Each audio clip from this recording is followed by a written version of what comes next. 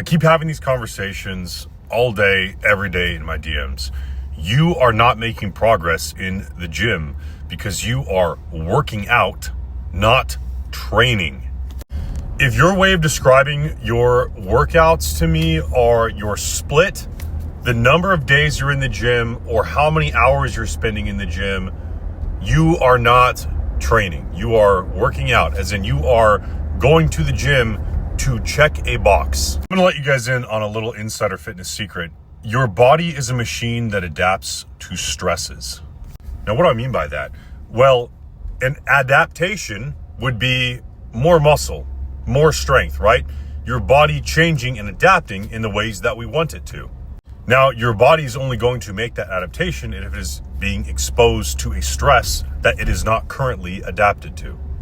If it has already been exposed to and made the adaptation to that stress, then repeating that stress is just going to maintain the adaptation.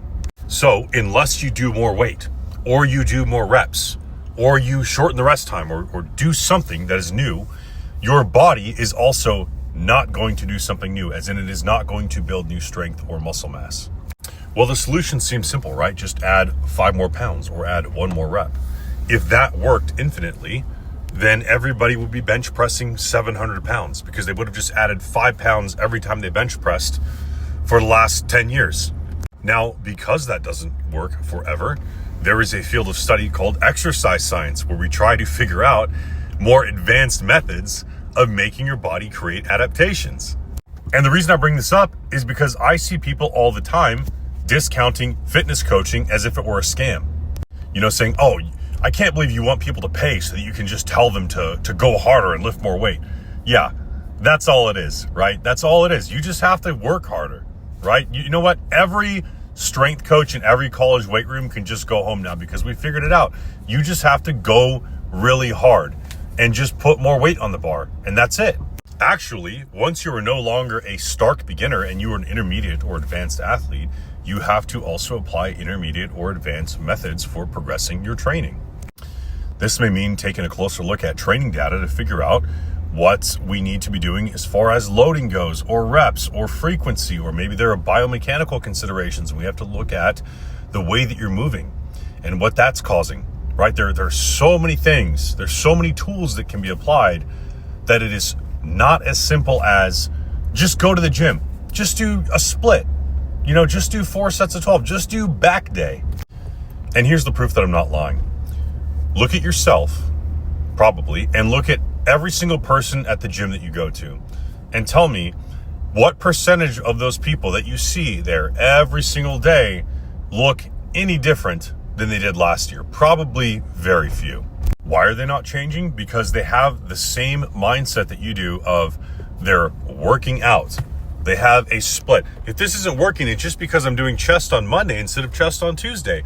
I just need to pair triceps with back instead of pairing triceps with chest, and that will make the difference. It has nothing to do with any of that. So what needs to happen? You have to diagnose why something is not improving, okay? If you want your body to look different, the training log has to look different. If you want your back to get bigger, you have to go from rowing 145 pounds to rowing 150 pounds for the same reps and sets with the exact same technique, and then your back will get bigger. If that is not happening, you're not gonna build muscle. So you have to track what you're doing, but then you also have to know what to do with that information. What happens when you can no longer add 1 more rep or 5 more pounds? So most people would say, well, I'm just going to switch it up. What the fuck does that mean? So here's what ends up happening.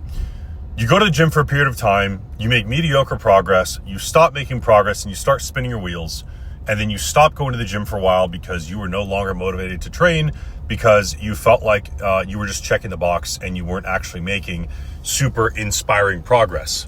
If the change that you're seeing is not drastic enough, that's pretty much the only reason that you would fall off from the gym. Nobody stops training, nobody stops going to the gym when they're making amazing fucking progress. Every single person watching this, the reason that you've ever fallen off has been because you were not making the progress that you wanted and it wasn't worth it to you. So you're spinning your wheels, you stop going to the gym, and then you're gonna get back to it. You don't know how many guys I talk to who are perpetual, I'm getting back to it guys. You're gonna get back to it, you're gonna get back to where you were, you're gonna feel like you're making really good progress because of muscle memory, You're going to get back to where you were really fast. You're like, oh my God, this is really working.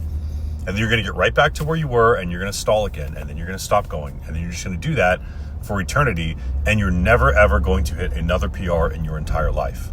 And the reason is because you are working out and not training.